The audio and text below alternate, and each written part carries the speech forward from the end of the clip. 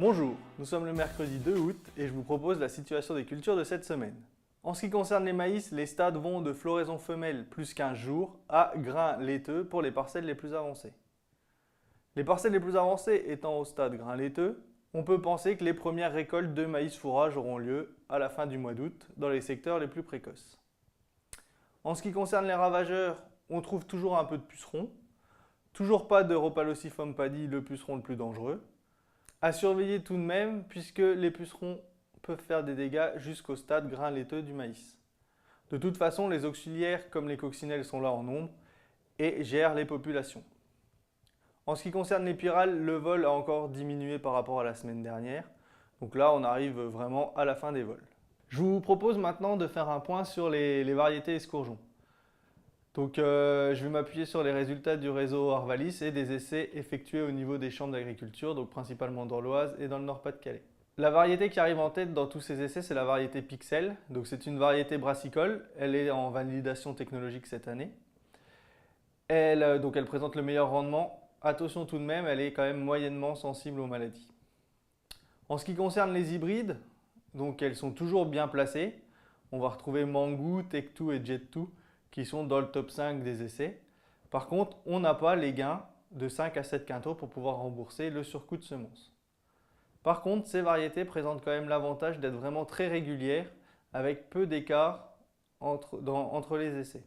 Et elles passent bien partout, notamment dans les terres plus légères, les craies ou les sables. En ce qui concerne les escourgeons fourragers, donc on a KWS Accor et KWS Tonic qui arrivent en tête au niveau de la productivité, au même niveau que les hybrides ou Pixel. Attention tout de même pour KWS Accor, puisque c'est la variété qui présente le plus grand écart traité-non traité, donc elle est assez sensible aux maladies. Depuis quelques années maintenant, des variétés tolérantes à la jaunisse nanisante de l'orge sont mises sur le marché.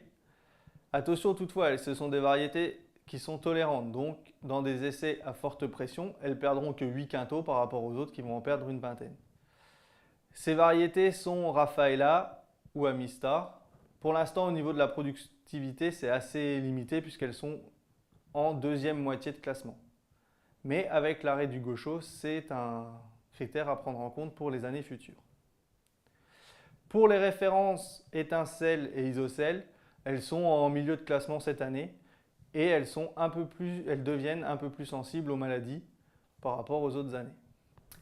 En ce qui concerne les variétés colza, les premières tendances montrent, comme d'habitude, que les hybrides restent les plus productifs et les lignées sont plutôt en deuxième partie de classement. Les hybrides les plus productifs restent des variétés confirmées. On va retrouver DK Expansion, DK Exception, Cristiano KWS et Marc KWS qui sortent bien dans beaucoup d'essais. La nouveauté Architect présente également un bon rendement. Et elle a l'avantage d'être résistante au virus du puceron vert du pêcher, le virus TUYV. La référence DK-Extorm est maintenant dépassée par les hybrides les plus productifs, mais elle reste tout de même à un niveau de productivité régulier et au niveau de la moyenne des essais. En ce qui concerne les lignées, comme je l'ai dit tout à l'heure, on est plutôt en deuxième partie de classement. Les deux variétés qui sont le plus couramment cultivées, qui sont Picto et ES Mambo, Picto présente quand même une productivité supérieure à ES Mambo. Je vous souhaite une bonne semaine, à la semaine prochaine.